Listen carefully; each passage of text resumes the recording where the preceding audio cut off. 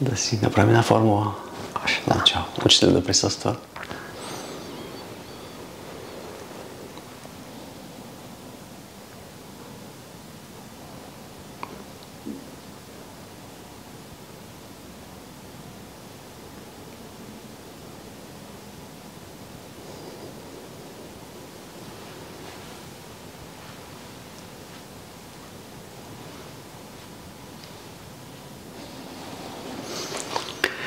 Здравейте, приятели! Днес е 15-та част от нашата поредица въпроси на децата към Елиазар.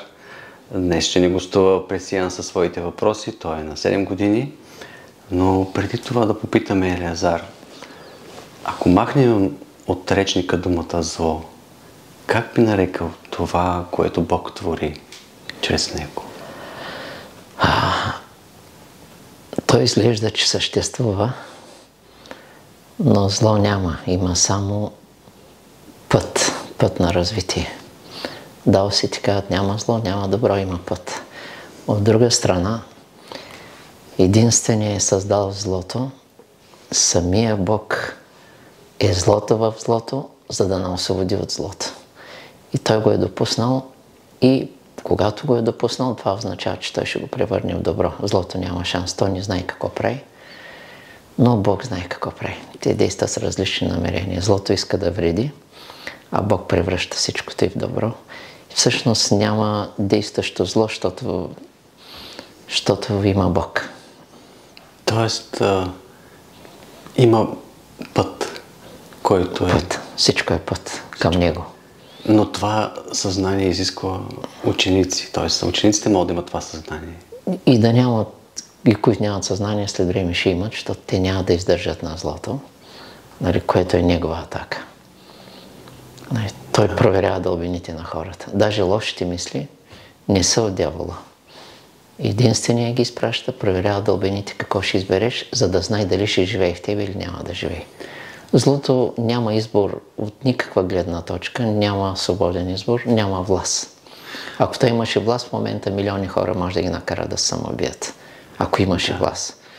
Има частична власт от време на време и ако Бог му даде, то действа, но пак отзад е Бог и пак злото не знае какво прави. Просто действа страшен Бог навсякъде и затова всичко ще бъде оправено след време. И те, с които искат, и те, с които не искат. Просто всичко ще дойде на място, понеже един ръководи всичко. А когато казваме, че няма добро и зло, а само път към какво? Към дълбините. Ти красиво го казвам. Така започваме с въпросите на Пресиян. Кога е живял Бог? Първо да ти кажа формулата? Или новата формула, която ни даде. Значи имаме нова формула на древен език, разума. Значи Аир, Арайра. Аз съм любов.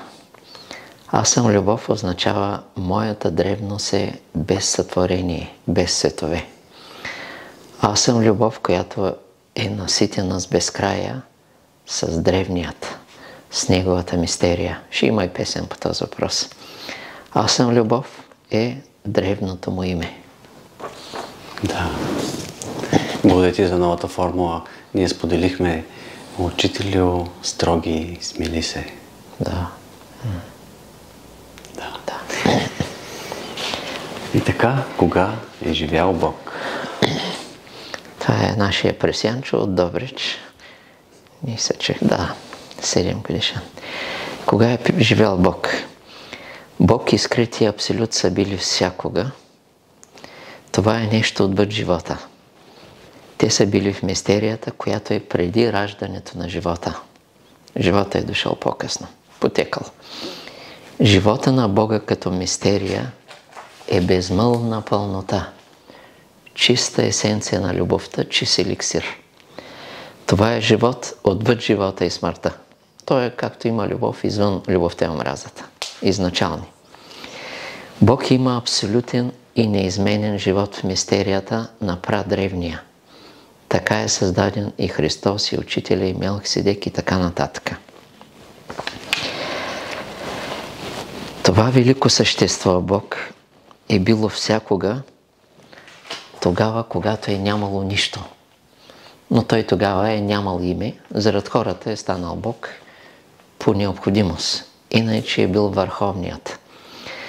Само върховният, преди да слезе като Бог и Акаша, само той е бил. А тези въздух, огън, вода и земя са слезли по-късно, след свободния избор, който се е отделил от мистерията на нищото. Това е древният живот на духовете. Живот без смърт и без падение. Бог и Абсолюта се срещат в изначалната и несподелима любов, която е без начало и без край. От изобилие в свръхизобилие. Праизобилие на живот, което е отвъд живота и смъртта. Бог всякога е живял в Абсолюта, защото Той е самия Абсолют слязал в себе си в самоограничение. Затова Той ръководи всичко и абсолютно всичко е в Неговата власт. Нито злото, нито доброто, нито Луцифер, нито Христос имат власт. Единственият Той. Той е слязал, за да стане по-достъпен и близък. Разбира се, разбирането на всичко това за Него идва само от едно правило – особената любов към истината. Това е. Да. Втория въпрос на Пресиян. Не искам играчки, искам любов, казва той. Това е жаждата на твоята душа към Бог и изначалния живот, защото тук любовта е всичко. Тя е отвъд писания, религии, чудеса, знания. Тя е решението на всичко. Защото любовта е Бог, а играчките могат да те заведат в света и в илюзиите. Може да почнеш да мечтаеш и да изпуснеш реалността. Най-голямото падение на човека е липсата на любов. Само с любов се завръщаме в Бога. Между другото, като стана въпрос за злото, ако Бог го проникне, то веднага изчезва. То поначало няма реалност. Бог го използва за своите цели, но проникне ли го Бог, напълно изчезва, никакви следи. Но Бог не иска, защото има замисъл. Само с любов се завръщаме в Бога и любовта е мярката. А в коя религия и учение сме е без значение. Любовта е безгранична, за разлика от ученията, религиите и писанията. Те ще угаснат и слънцата ще угаснат, но любовта никога. Тя няма тази способност. Това е втория въпрос. Една от твоите книги на старците се казва, древният казва, всички ще ми станат близки един ден. Кое е онова, което ще направи всички негови близки? Когато се случи голямото завръщане, когато се изпълни замисъла, когато приключат световете и всички ще се върнат в него и на едно високо ниво ще бъдат близки, но само той остава съвършен и прасъвършен. Всъщност Бог е съвършен, а Абсолюта е прасъвършен. Третия въпрос на Пресиян. Бог греши ли? Бог никога не греши, но привидно изглежда, че този свят сякаш е някаква грешка. Но това е дълбок замисъл. Бог постоянно мисли за нас, но ние не сме постоянни като извора. Дето казва постоянно самолети.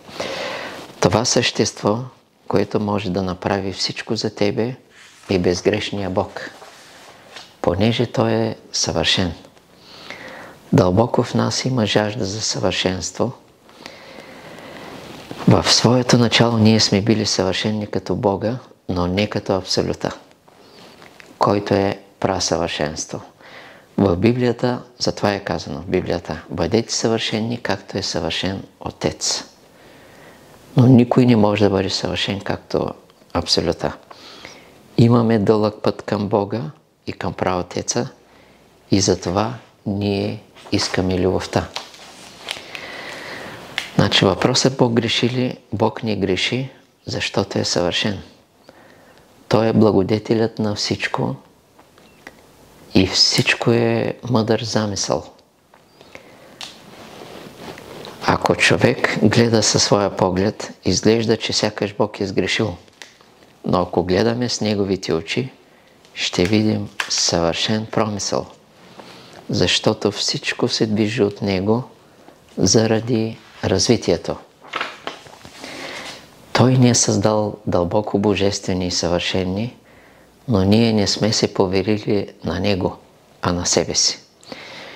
Който е поверил себе си на Него, тогава Бог ще излива своето съвършенство в Него и своята пълнота.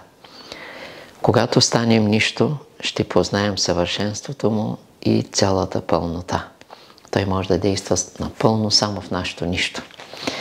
Само в нищото, в нищия, Бог оживява в цялата си пълнота и действия. И тук ние го познаваме като съвършен. Това означава, че само нищото е съвършено, защото е цялостно. И четвъртия въпрос на Пресиян. Откъде Елиазар знае толкова много? Първо, няма нужда да знае много. Достатъчно е да любя особено смирението и нищото. И тогава той, знаещия, скрития знаеш, идва в мене и говори важни неща. Важното е аз да не му преча и затова обичам нищото и смирението. И то знае смирението, знае без да знае. Нищото е влизане в Бога, в този, който знае. Аз съм само малкото нищо, малкият инструмент на голямото нищо, което е учителят. Учителят в мене знае, а аз само съм се отдал и това се е случило много отдавна, преди хиляди и милиони години. Ние знаем, когато Бог и Учителя се познава в нас, когато нищото се осъзнава в нас. Нищото е по-дълбока степен от любовта и от смирението. Той е произхода, но за сега до тук той е произхода, той е дълбините. В нищото има много по-дълбоки степени от любовта. Оттам е произлязла и любовта. Благодаря ти. Благодаря ти. И за следващият месец да кажем, че ще ни гостуват Илия, Карла, Дара, Христина на 4 годинки и Изабела на 4 годинки със своите въпроси. Всеки ще има по едно въпросче, на което ти ще ни отговориш. Ние ще бъдем много по-тихи, без въпроси, за да може да се разгърнеш в отговорите на техните въпросчета. И ще прочита само 2 от тях. Защо не виждам приятелите си, когато ми кажат, че те са починали? Това е единия въпрос. И другия въпрос е защо Бог е важен. Ще им отговорим? Все хубави детски. Да. Но отговора на Елиазар на този други въпрос и следващият ни разговор. Благодарим на всички за отделеното време и внимание. Благодарим ти. Да.